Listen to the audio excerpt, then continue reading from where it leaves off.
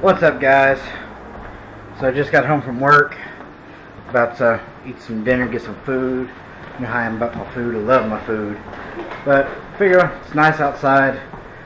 Might be a good time to go outside and play and get a little movement going, because obviously I'm a little overweight.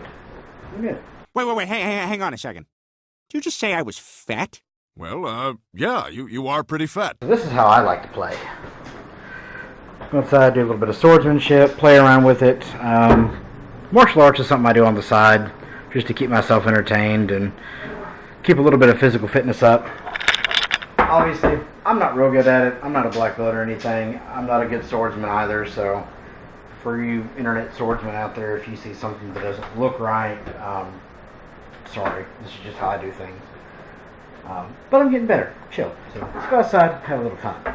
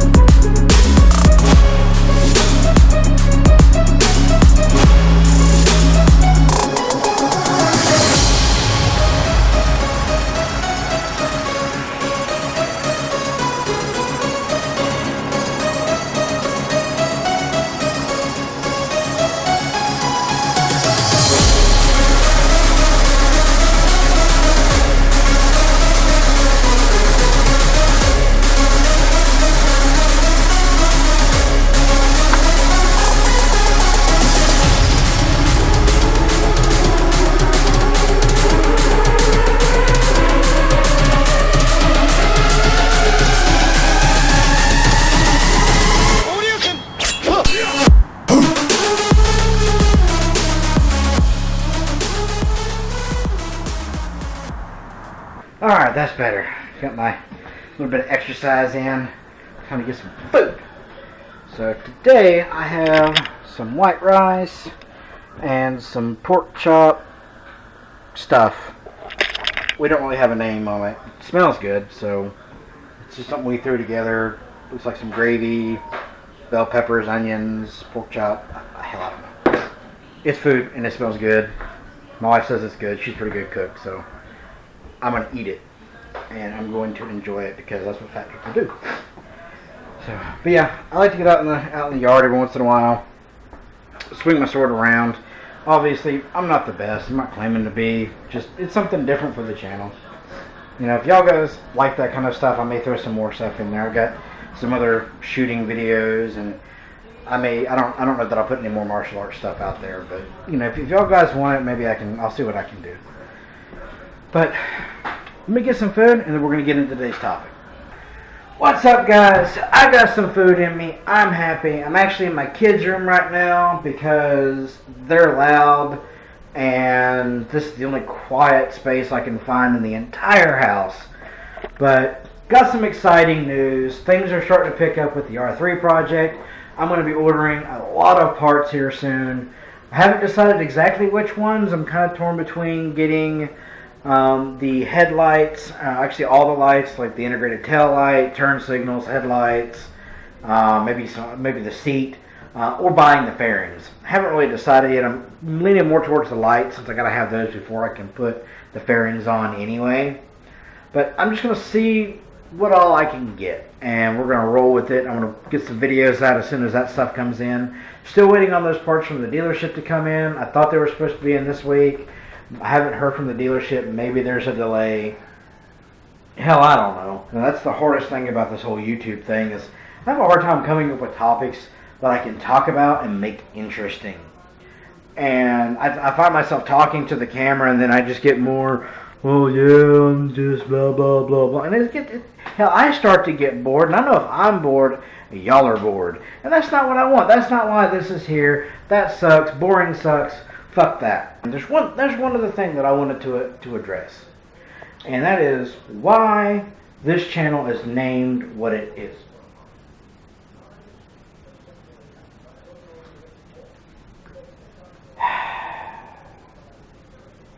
I just lost my glasses screw. Fuck! Alright, Alright, now that I got that fixed, bastards.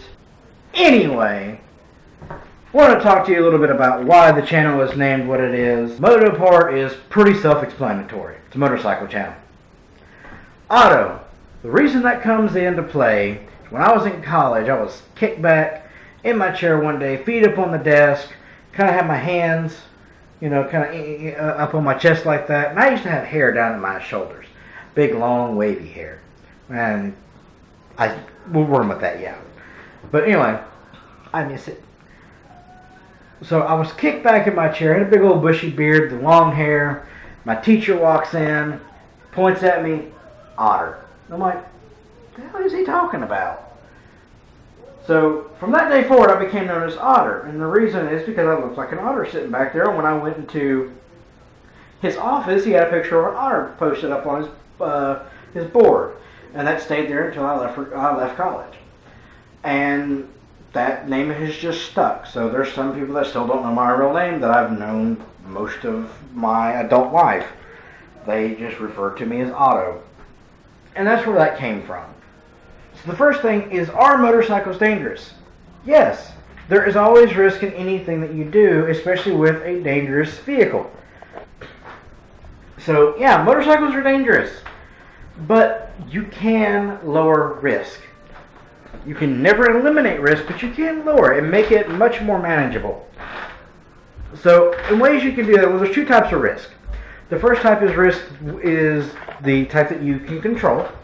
And the second type of risk is the type that you can't control. An example of something that you can't control is the other asshole who doesn't know how to drive, who runs into your motorcycle, or cuts in front of you, or something of that nature. You can't control that, so you can't really reduce the risk of something like that happening. You can reduce risk in that scenario based on your actions. And that's where we come down to risks that you can control. And things that you can control is your ability to ride the bike, your gear, and how safe you are when you ride. So if you have a bike that is within your riding ability, you know, if you've never ridden a bike and you jump on a brand new, you know, CBR 1000, you may fuck up. You know, that may happen. You know, you flinch, you get scared, you twist you don't have the experience for a bike like that. Not to say you can't ride it. You can learn on a 1000. I just don't recommend it because there's an increased risk when you do.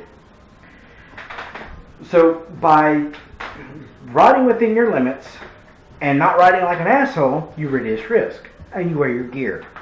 So one of the things that I would suggest is, if you're a new rider and you want to reduce risk, take a motorcycle safety course. Get familiar with how a bike handles, with how a bike operates. That reduces your risk of pilot error. And that's where a lot of things, that's where a lot of accidents happen. It comes distracted driving, inexperience, riding like an asshole. Those are things that you control.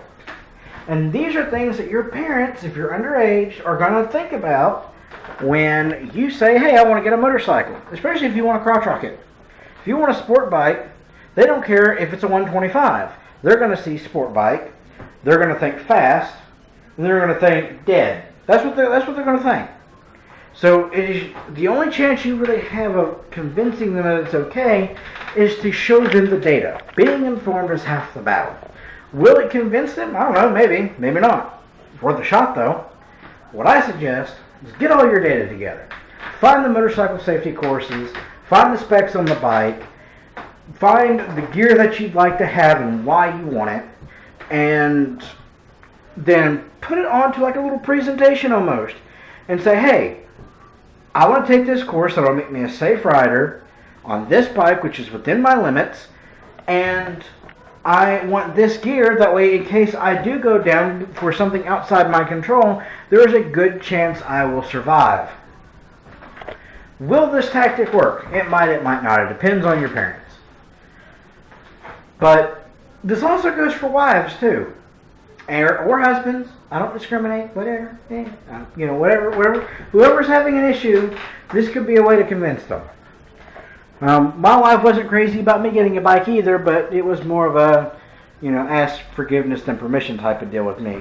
So I didn't get in too much trouble. But yeah, I mean, that is the best way I can say that you can address that question and that issue. So are motorcycles dangerous? Yes, they are. Does that mean they're not worth it? No, because I fucking love riding bikes. Will I die on one? Who knows? Maybe. But guess what? I'm going to die anyway. But that's also why I have good insurance, and my family will be financially taken care of if something happens to me on my bike. And that's something that you have to address as well. If you have a family and you don't have the financial means of taking care of your family after you're gone, I would probably suggest staying away from risky activities like riding motorcycles at 150 miles an hour. So that's just my opinion. Take it for what you paid for it. That's what I think of it, and that's really all I have to say on the matter. So if y'all give me some interesting topics, if y'all want to know more about IT, more about motorcycles, about anything that you'll help, physics, I don't know, dating, well, don't ask me for dating advice, that would not help anybody. But if y'all have questions, drop them in the comment section. I'll see what I can come up with, and y'all stay beautiful until next time.